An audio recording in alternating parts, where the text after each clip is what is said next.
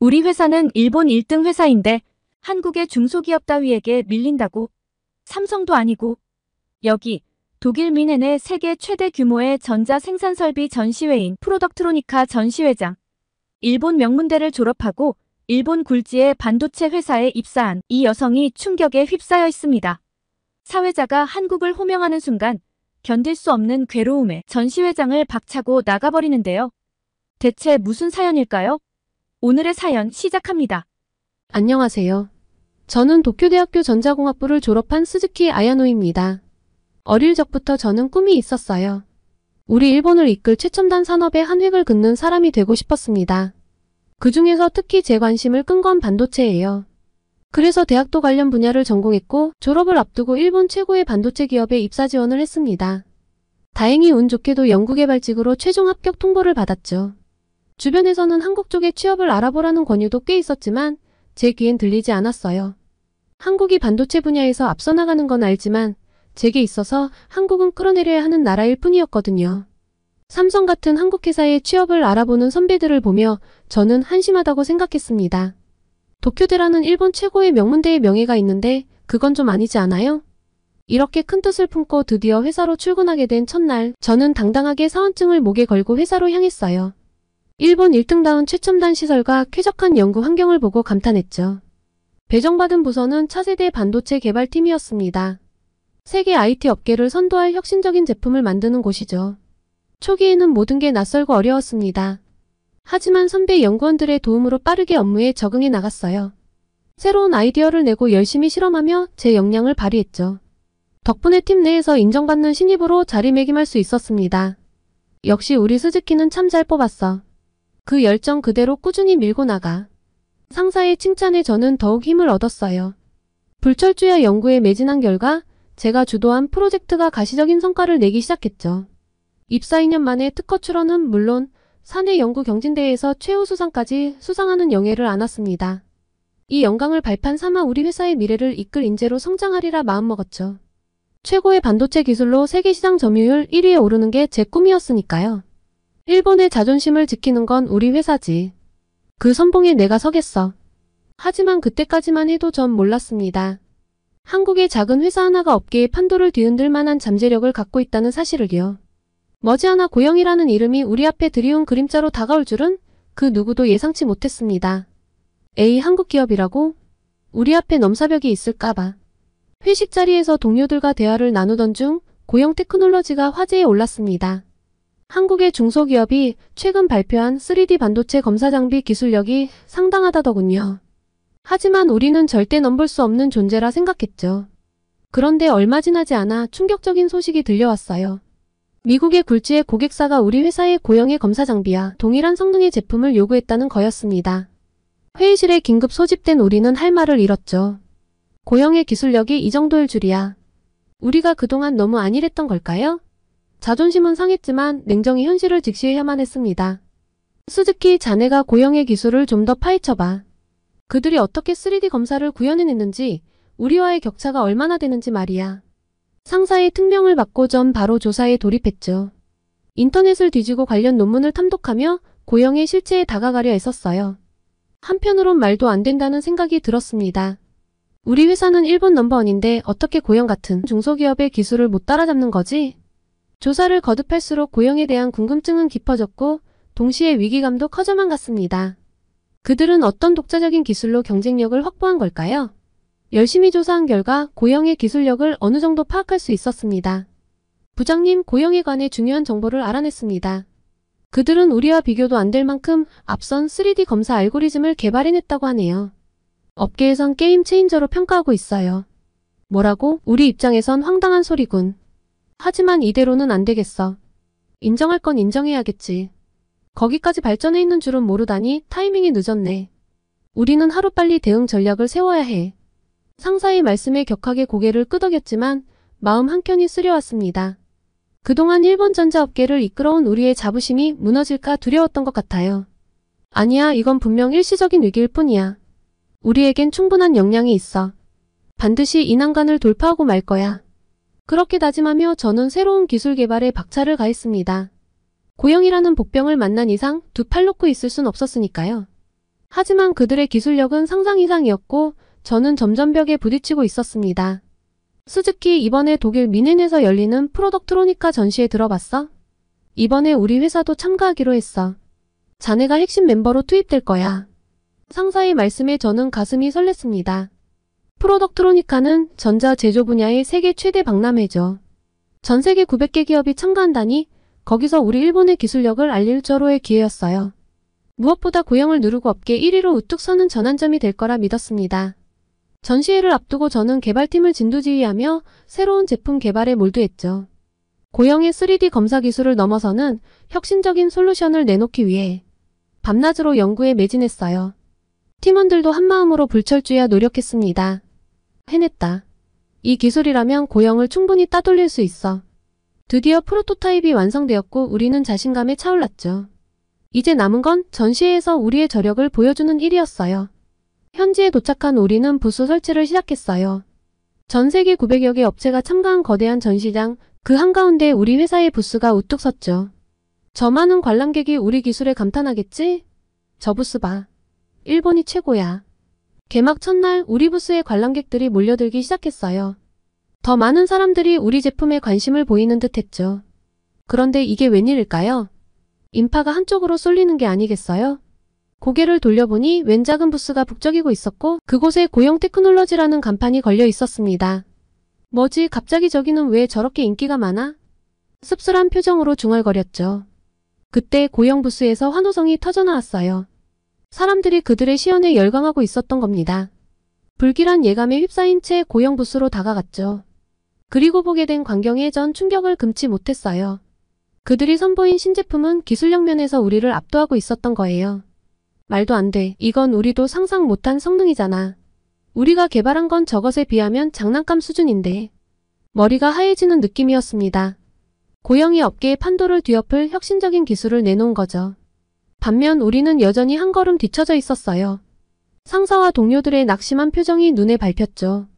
회사의 위상이 흔들리는 것 같아 절망적이었어요. 이대로 고영에 밀리고 마는 건가? 자괴감에 빠져들 때쯤 이번 전시의 글로벌 기술상을 발표하겠습니다. 축하합니다. 고영 테크놀로지. 사회자의 목소리가 울려 퍼지더군요. 순간 머리가 띵해졌습니다. 기술상마저 고영에게 돌아간 거였죠.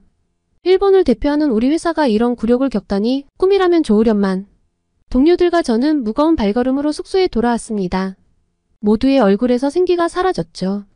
한국의 작은 회사에 완패한 것이 자존심 상하면서도 그들의 우수성을 인정하지 않을 수 없었습니다. 스즈키, 자넨 어떻게 생각하나? 글쎄요. 분명 우린 최선을 다했어요. 근데 고영은 우리의 상상을 뛰어넘더군요. 이 분야에서 정말 혁신적인 걸음을 내디딘 것 같아요. 암담하기는 하지. 이러다 우리 회사가 샌드위치 신세가 되는 거 아닌가 모르겠어. 일본 반도체 업계의 자존심인 우리가 위기에 처한 상황.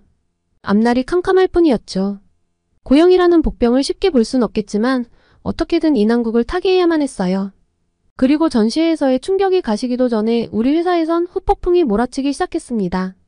고영에 밀린 충격으로 침울한 분위기가 감돌았죠. 경영진에선 사태의 심각성을 인지하고 대책 마련에 나섰습니다. 전 이대로는 안 된다는 생각에 사내 게시판에 글을 올렸어요. 고영을 따라잡기 위해 우리 모두가 위기의식을 갖고 혁신에 매진해야 한다고 역설했죠. 스즈키 말이 맞아. 고영의 한 수 배운 셈이야. 자만은 금물인데 우리가 어리석었어. 그들의 장점을 배워야 해. 상사의 적극적인 반응에 고무된 저는 관련 부서들과 머리를 맞대기 시작했어요. 기술 교류회, 세미나 등을 통해 고영을 면밀히 분석하고 배울 점을 찾아나갔죠. 최고 기술을 향한 갈증으로 불타올랐습니다. 며칠 뒤 한국 회사에서 근무하는 제 대학 선배인 다나카 씨에게 연락이 왔어요. 스즈키 씨, 우리 좀 만나 이야기 좀 나눠볼 수 있을까요? 고영 테크놀로지 얘기인데 중요해요. 호기심에 다나카 씨를 만났죠. 그는 씁쓸한 표정으로 운을 뗐어요. 스즈키 씨, 우리 반도체 기술 수준이 20년 전에서 한 발짝도 나가지 못했대요. 고영은 물론 삼성 등 한국 기업들이 세계 시장을 주도하고 있는데 우린 여전히 과거에 안주하고 있다는 게 세계의 평가야. 충격적인 발언이었죠. 우리가 그동안 위기의식 없이 현실을 직시하지 못했다는 걸 절감했어요. 다나카 씨의 이야기는 계속되었습니다. 그는 고영의 기술력에 감탄했고 우리도 변화가 시급하다고 강조했죠. 머지않아 일본 반도체의 몰락을 예견하는 듯한 발언에 저는 부들부들 떨렸어요. 만남을 끝내고 회사로 돌아오는 길에 머릿속이 복잡했습니다. 일본을 대표하는 기업의 프라이드를 세워야 한다는 각오, 고영을 따라잡고 싶은 열망, 현실의 높은 장벽에 대한 좌절감까지. 이대로 주저앉을 순 없어. 어떻게든 고영의 기술력에 도전해야 해. 그렇게 마음먹은 저는 새로운 프로젝트를 제안했죠. 고영의 제품을 면밀히 분석하고 그들을 뛰어넘을 획기적 기술 개발에 도전하자고 역설했어요. 경영진도 이에 적극 호응해 주었습니다. 우리의 미래가 달렸습니다. 우리 모두 필사적으로 고영 추격에 나서는 거예요. 프로젝트가 시작되고 우리는 불철주야 연구에 몰두했죠. 기술의 한계를 뛰어넘기 위해 밤낮으로 고민하고 또 고민했어요. 고영을 따라잡을 혁신적 아이디어를 찾기 위한 고투의 나날들이었습니다. 6개월이 흘렀죠. 그동안 우리는 상당한 진척을 이뤘습니다. 3D 검사 기술에서 고영에 근접하는 성과를 냈고 새로운 알고리즘 개발로 한 단계 도약할 토대를 마련했어요. 하지만 기쁨도 잠시 또다시 고영의 소식이 들려왔습니다. 그들이 한술 더 뜬 신제품을 내놓았다는 거예요. 우리가 따라가기도 벅찬데 고영은 멈추지 않고 혁신을 거듭하고 있었던 겁니다. 팀원들 모두 좌절감에 빠졌죠. 고영의 기술력은 우리에 의해 범주를 넘어선 레벨이었어요. 하지만 이대로 좌절할 수 없지 않겠어요? 현실은 녹록지 않았지만 희망을 놓기엔 이르니까요. 어떻게든 따라잡아야 해. 지금 포기하면 우리는 도태될 뿐이야. 부장님의 결연한 목소리에 우리 모두 침묵했죠. 고영과의 격차를 조금씩 좁혀가는 게 우리가 해야 할 일이었어요. 일본의 명운을 걸고서 최선을 다해야 했죠. 고영을 따라잡기 위해 분투하던 어느 날 놀라운 소식이 들려왔어요. 고영의 일본 법인에서 현지 엔지니어 채용에 나선다는 거였죠. 이게 웬 떡이지? 적의 심장부로 들어가 기술을 배울 절호의 기회잖아. 저는 망설임 없이 고영 일본 법인에 입사 지원을 했어요. 물론 우리 회사에서 계속 일하고 싶은 마음도 컸지만 지피지기면 백전백승이잖아요. 우선 고영에 들어가서 그들을 알고 싶었습니다. 미쳤어? 적군에 투항하겠다는 거야? 이건 배신이야. 회사를 등지고 어딜 가겠다는 거야. 동료들의 만류와 비난이 쏟아졌지만 저는 막힌 길을 열 생각이 없었어요. 변화가 절실한 시점에 안주할 순 없었으니까요. 서류 전형, 필기시험, 면접. 저는 간절한 마음으로 고영 입사의 관문을 뚫고자 했어요. 하지만 서류 전형에서 고배를 마셨죠. 이유인즉 제가 지금 있는 회사에서의 경험이 문제가 됐다더군요. 일본 회사 출신이라 경쟁업체라 떨어졌나 했는데 그게 아니었어요. K사 출신. 기술력이 뒤처져서 경쟁력이 떨어져. 이런 엔지니어는 우리에게 도움이 안 될 거야. 건너 전애들은 고영 인사 담당자의 냉정한 평가에 자괴감이 들었습니다. 이 회사에서 열정을 쏟았건만 세상은 이미 우리를 외면하고 있었던 거예요. 다른 방도를 찾아야 했습니다. 그래서 상사에게 사직서를 제출했죠. 스즈키, 자네 마음은 이해하네. 그런데 아직 젊은데 우리 회사에서 계속 함께 혁신의 길을 걸어보는 게 좋지 않겠어? 죄송합니다. 하지만 이 길만이 우리 회사의 돌파구를 마련할 것 같아요. 제 생각대로라면 고영을 따라잡는 힌트를 얻을 수 있을 거예요. 상사의 만류에도 저는 뜻을 굽히지 않았어요. 제 안에는 오직 일본 반도체의 부활을 향한 열정만 가득했으니까요. 퇴사 후 저는 한국행 비행기에 몸을 실었습니다. 고영에 입사하진 못했지만 직접 그 현장을 느껴보고 싶었거든요. 인천공항에 도착해 고영 본사로 직행했어요. 건물 앞에 우뚝 선 저는 마음이 복잡했습니다. 한국의 중소기업이 어떻게 일본 최고기업을 이토록 위협할 수 있는 건지. 사흘간 고영 사옥 앞을 서성이며 많은 걸 봤죠. 밤늦게까지 불이 꺼지지 않는 연구동, 활기찬 표정으로 출퇴근하는 직원들. 저 안에선 어떤 일이 일어나고 있는 걸까요? 호기심은 나날이 커져갔어요. 그러던 중 수소문 끝에 고영의 협력업체 사장님을 만날 기회가 생겼죠. 한국에서 20년 가까이 사업을 해온 일본인이시더군요. 그분께 많은 조언을 구했죠. 고영은 남다른 혁신 DNA를 갖고 있습니다. 실패를 두려워하지 않고 끝없이 도전하죠. 그리고 직원들의 아이디어를 존중하는 수평적 조직 문화가 있어요. 일본 기업들이 배워야 할 점이 많아요. 사장님의 말씀은 큰 깨달음을 줬어요. 고영의 성공 비결이 모호했던 게 선명해졌달까요? 도전 정신, 유연한 사고, 소통의 힘. 그런 가치들이 혁신을 이끈 원동력이었던 거예요. 한국에서의 깊은 통찰을 얻고 일본으로 돌아왔습니다. 마음속엔 새로운 꿈이 피어올랐죠. 언젠가 고영을 따라잡고 일본 반도체 산업의 르네상스를 이끌겠노라고요. 저 다시 회사에서 일하고 싶습니다. 전과는 다른 마음가짐으로 임하겠습니다. 기술 혁신을 향해 매진하는 한편 고영의 장점도 배워나가고 싶어요. 혼이 나도 괜찮다는 각오로 부장님을 향해 담담히 말했죠. 그런데 제 예상과 달리 부장님은 저를 반갑게 맞아주셨죠. 알아요. 자네 진심과 각오. 잠시 길을 잃은 게 아니라 새 길을 찾아 헤맨 거겠지. 함께 가보세 최고를 향한 길을. 그렇게 저는 새 출발선에 섰습니다. 고영을 롤모델로 삼되 그들을 뛰어넘기 위해 혼신의 힘을 다하리라 맹세했죠. 변화의 바람을 우리 회사에 불어넣고 일본 반도체의 자존심을 세우고야 말 것입니다. 물론 그 길이 녹록치 않으리란 걸 압니다. 하지만 저는 두렵지 않아요. 우리의 잠재력을 믿기에 기술 한류에 밀려 좌초하지 않으리란 확신이 있으니까요. 이제 저는 고영의 그림자가 아닌 우리만의 빛을 향해 달려갈 겁니다. 고영은 좋은 경쟁 상대이니 고영을 통해 우리도 더 발전할 수 있을 거예요. 저희에게 좋은 자극제이자 롤모델인 고영과 함께 동반 성장할 수 있으리라 생각합니다. 한국 분들도 우리만의 색을 찾아나가는 이 여정을 응원해주세요. 한국에서 정말 되겠어? 일단 가보자. 우리에게 남은 선택지는 한국행밖에 없어. 여기 캐나다의 한 가정집 심각해 보이는 얼굴의 부부가 한국을 가냐 마냐로 언쟁을 벌이고 있네요. 대체 무슨 일일까요? 두 번째 이야기 시작합니다. 안녕하세요. 저는 캐나다 캘거리에 살고 있는 노라라고 합니다. 제가 얼마 전 정말 잊을 수 없는 일을 한국에서 겪어서 이렇게 메일을 보내요. 어디서부터 이야기를 해야 할까요? 우선 저와 남편의 관계부터 이야기를 해야겠네요. 저희는 좀 특별한 부부예요. 저희 둘 다 학창시절에 부모님께서 일찍 돌아가시고 좀 힘들게 살아왔거든요. 부모님께서 남겨주신 재산이 있어 다행히 경제적으로 엄청 힘들진 않았는데 아무래도 의지할 곳이 없다는 데서 오는 외로움이 참 컸습니다. 다행히 회사 동료였던 남편을 만났고 거울을 보듯 똑같은 아픔과 외로움을 가진 남편에게서 저는 큰 위로를 받았어요. 그리고 저희는 조금 일찍 결혼을 했습니다. 24세 결혼을 했으니 일찍 하긴 했죠. 캐나다는 결혼을 빨리 하는 편이 아니거든요. 30대는 훌쩍 넘겨야 하는데 결혼을 일찍 한다고 하니 주위 친구들 걱정이 많았어요. 좀 더 사람을 만나보고 하지 그러니 같은 이야기가 많았죠.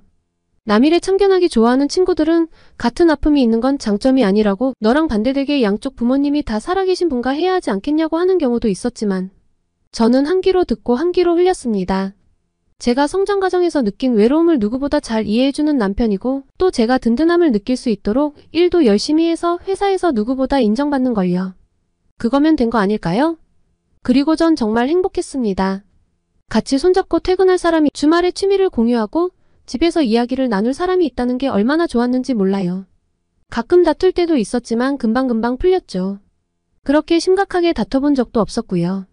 둘 다 이런 가족의 소중함을 알기에 서로 배려해서 더 잘 살았던 것 같아요. 그 일이 있기 전까지는요. 가장 기쁠 때 가장 큰 불행이 찾아오니 기쁨을 너무 티내며 살지 말라는 말을 책 어딘가에서 봤던 것 같은데 그 말이 진짜인가 봐요. 어느 날부터 남편이 컨디션이 영 좋지 않더라고요. 자꾸 피곤해하고 혈색도 별로고요. 남편이 좀 힘들어하니까 저도 따라서 걱정이 많이 되었습니다. 인터넷으로 좋다는 영양제들을 사서 이것저것 먹여봤는데 별 효험이 없었어요. 주말에 푹 쉬면 좀 좋아지는 듯 했는데 주중에 출근을 하면 다시 도루묵이 되는 나날이 반복되었죠. 음식도 좋은 걸 해서 먹이고 영양제도 사다 먹이고 회사에서 퇴근하면 푹 쉬게 해줬습니다. 그런데 참 이상했습니다. 자꾸 머리가 아프다는 거예요. 타이레놀을 먹으면 좀 좋아지지 않을까 싶어 약을 줘도 좋아질 기미가 없었습니다. 그럼 일반적인 두통은 아니겠죠. 그리고 메스꺼움을 느껴서 한 번씩 구토를 하기 시작했습니다. 이와 함께 온화하고 이해심 많던 성격도 조금씩 짜증이 좀 심해지기 시작했어요. 처음엔 예민해진 남편을 이해하지 못해서 같이 싸우기도 했는데 생각해보니 너무 이상했죠. 제가 아는 남편은 아프다고 제게 신경질을 부릴 사람이 아니었거든요. 그래서 병원에 가봐야겠다는 생각을 해봤습니다. 생각만 해도 한숨이 나오더라고요. 남편 때문이 아니라 병원 때문에요. 사실 캐나다 사람들은 병원을 잘 안 가려고 해요. 가봤자 웬만하면 쉬라고 하거나 타이레놀, 에드빌 정도만 처방하니 별 소용이 없고 오래 기다려야 한다가 기본적인 마인드거든요. 그래도 남편이 뭔가 이상한 것 같은데 가만히 있을 수 없죠. 우선 패밀리 닥터를 찾아가기로 했습니다. 남편이 머리가 아프다고 하고 구토를 하는데 왜 전문 병원에 가지 않고 패밀리 닥터를 찾아가냐고요? 캐나다는 전문의를 바로 만날 수 없습니다. 좀 과장을 하면 하늘의 별 따는 수준이에요. 패밀리 닥터를 통해 문제가 있다는 걸 확인하고 추천서를 받아 전문의 클리닉에 다시 예약을 잡고 방문해야 하거든요. 한국분들 한숨소리가 여기까지 들리네요. 맞아요. 이게 정말 대장정입니다. 진짜 응급이 아닌 이상이야 몇 개월씩 걸리는 과정이죠. 그래도 내 몸에 대한 세부적인 내용들을 잘 알고 그간 치료를 해온 히스토리를 잘 아는 패밀리 닥터가 있으면 좋지 않냐고 생각하실 텐데요. 아주 큰 단점이 있습니다. 이 패밀리 닥터가 추천서를 잘 안 써줘요. 별일 아닌데 써주면 패밀리 닥터와 전문의 클리닉 사이 관계가 좀 껄끄러워진다나요?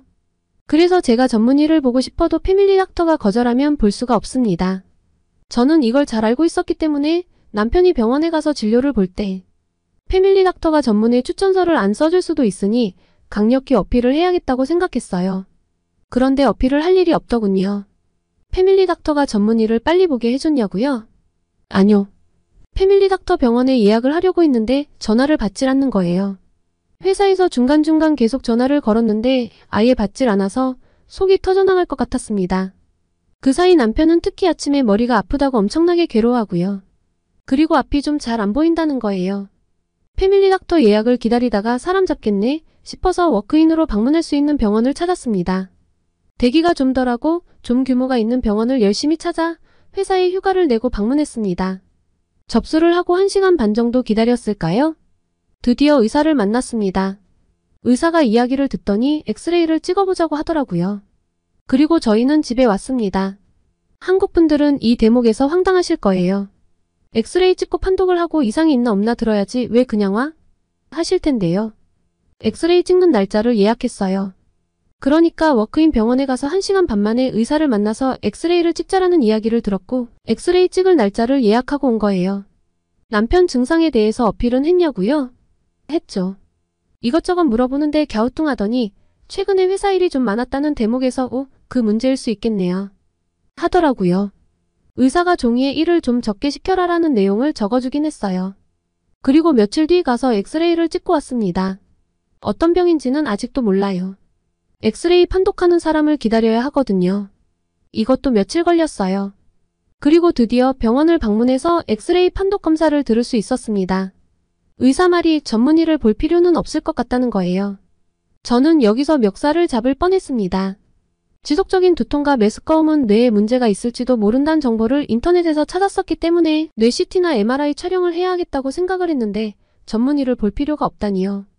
눈에 보이는 게 없더라고요.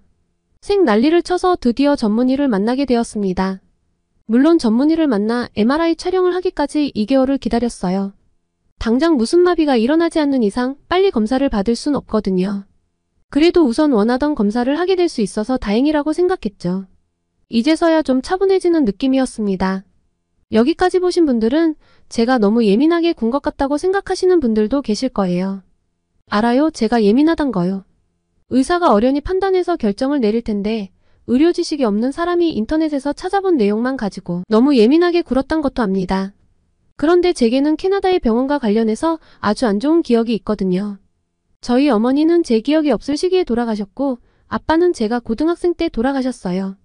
사실 어머니는 제가 너무 어릴 적에 돌아가신 터라 기억이 잘 없는데요. 아빠가 돌아가시게 된 과정은 아직도 너무 생생하거든요.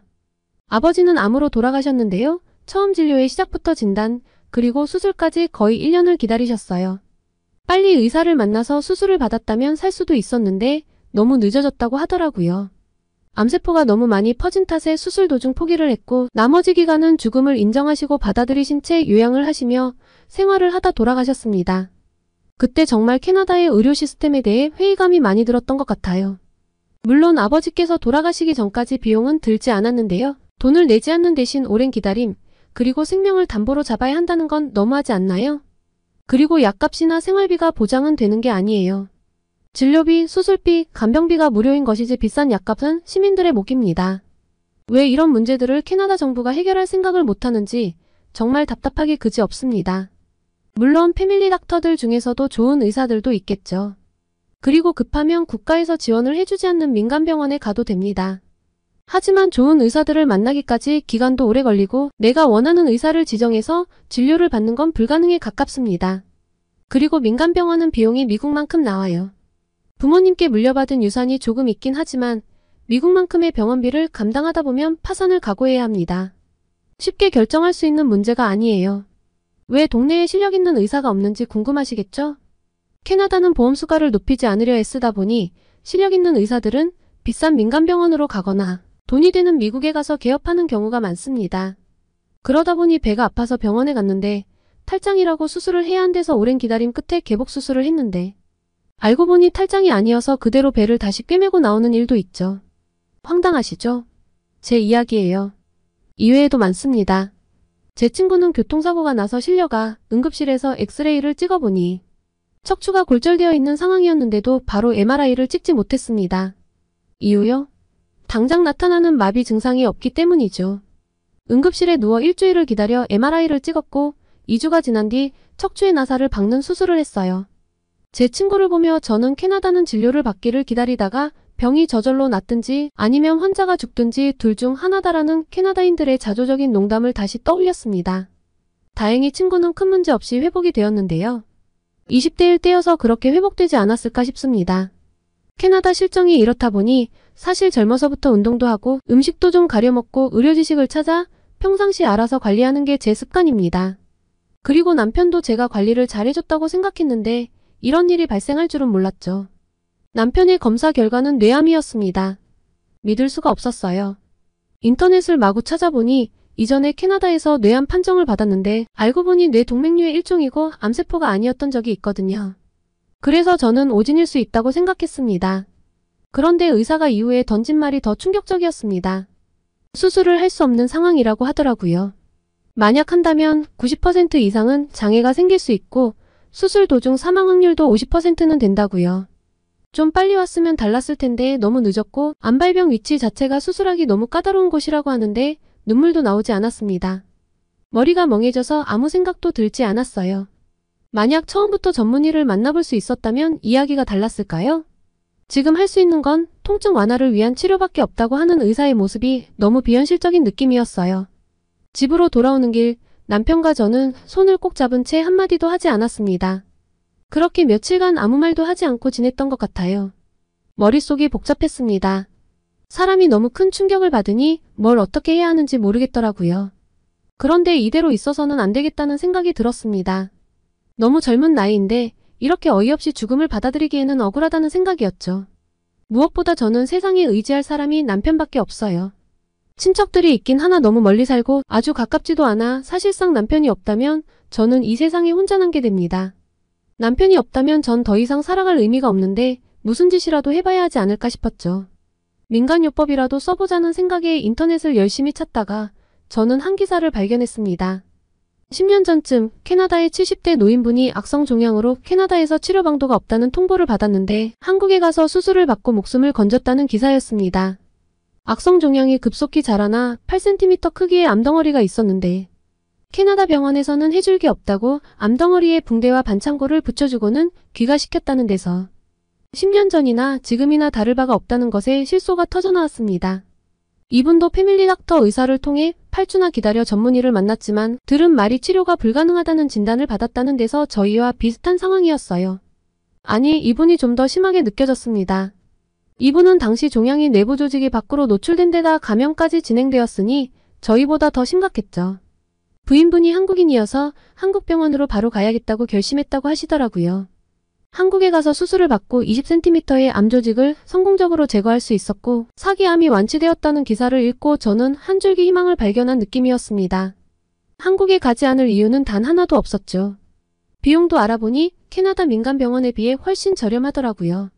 외국인이라 의료보험이 적용되지 않은데도요. 한국에는 연고도 없고 평상시 한국분들과 교류가 전혀 없어 어떻게 한국 병원을 찾고 한국에 가는지가 걱정이었죠. 고심 끝에 캐나다의 한인 커뮤니티에 도움을 요청했습니다. 그리고 저는 한국분들의 따뜻함에 큰 감동을 받았어요. 마치 자신의 일처럼 걱정해주시고 또 캐나다 의료 시스템 문제에 대해 분노해주시면서 한국에서 어떻게 하면 좋은 병원을 찾을 수 있는지 어떤 의사가 좋은지 적극적으로 추천해주셨죠. 그리고 하나같이 한국에 가면 빠르게 진료를 받을 수 있다고 하시더군요. 찾아보면 찾아볼수록 한국 의료 시스템은 완벽에 가까운 모습이었습니다. 누구나 100% 만족하는 시스템이란 존재하지 않겠지만 적어도 한국은 국민들을 위한 의료체계를 가지고 있다는 생각이었어요. 비행기 안에서 저희는 계속 희망을 이야기하며 한국에 가니까 우리는 분명 웃으며 돌아올 수 있을 거라고 끊임없이 자기 세뇌를 했습니다. 그리고 한국 분들의 추천을 통해 방문한 송파구에 있는 병원은 놀라웠습니다. 크기와 시설 갖추고 있는 의료 장비도 놀라웠는데 가장 놀라운 건 속도였죠. 가자마자 응급 MRI를 찍었고 다음날 바로 결과를 들을 수 있었습니다. 뇌종양인데 우측 전두엽 쪽에 있어서 빠른 시간 내에 수술이 가능하다고 하더라고요. 물론 크기가 커서 만만치 않고 부작용으로 편마비가 올 수도 있지만 너무 큰 걱정을 하지 말라고 하시는데 그제서야 눈물이 나왔습니다. 캐나다에서는 절망으로 울 기운조차 없었는데 한국에 와서야 희망을 발견하고 마음을 놓아서 그럴까요? 너무 부끄럽게도 대성통곡을 하고 말았습니다. 의사 선생님께서는 젊은 사람이 이런 병이 생겨서 놀랐겠다며 너무 걱정하지 말라고 했어요. 수술이 4시간 반 정도 걸릴 건데 오래 걸린다고 걱정할 필요 없고 믿으라고 해주셨고요. 그런데 정말 큰 걱정이 안 됐습니다. 한국에서도 큰 병원으로 손꼽히는 곳으로 갔기 때문일까요? 수술 당일날도 일사불란하고 체계적으로 움직이는 모습에 느려터진 캐나다의 의료진들이 겹쳐 보였습니다. 한국으로 오길 너무너무 잘했다 싶었죠. 그리고 믿음직한 의료진 덕에 남편 수술은 2시간 반 만에 끝났습니다. 그리고 남편 말로는 계속 섬세하게 상태를 체크해 주셨다고 해요. 의식은 명료한지 손과 발에 힘 빠짐은 없는지 말이죠. 그리고 저녁에 수술해주신 의사 선생님을 만날 수 있었습니다. 육안으로 보이는 악성 종양은 모두 제거가 되었고 운동신경계 2mm 앞까지 굉장히 타이트하게 절제했지만 지금 회복되는 걸로 봐서 우려했던 편마비 문제도 없을 거라고요. 정말 감사하다는 말로는 이 감사함이 다 표현되지 않는 것이 안타까울 뿐이었어요. 그리고 캐나다에서는 그렇게 어려운 CT나 MRI 촬영이 한국에서는 정말 쉽다는 걸 눈앞에서 보니 믿어지지 않았습니다. 중환자실에서 CT 촬영도 한 번 더 했는데 수술 후에 큰 부종이나 출혈이 있으면 심각한 상황이 발생할 수 있기에 임시적으로 찍는다기에 깜짝 놀랐어요. 진정한 선진국의 의료는 이런 거구나 싶었죠. 일반 병실에 올라와서 다시 MRI 촬영을 했어요. 혹시 뭔가 문제가 있나 해서 놀랐는데 수술이 잘 되었는지 출혈이나 부종은 없는지 잔존 종양 여부 등을 판단하기 위해 수술 후 다시 한번 찍는다고 하시더라고요. 그리고 계속 끊임없이 간호사분들이 체크해주시는 것도 감사했는데 저녁에는 꼭 수술해주신 의사 선생님이 오셔서 직접 상태를 확인해주시는 것도 정말 감사했습니다. 제일 감사했던 건 한국에 도착해서 MRI 촬영부터 수술까지 단 5일 만에 끝이 났다는 거죠. 캐나다의 민간병원이나 미국으로 갈 것도 고려해봤는데 한국으로 오기 정말 잘했다는 생각밖에 들지 않았어요. 지금 남편은 어떠냐고요?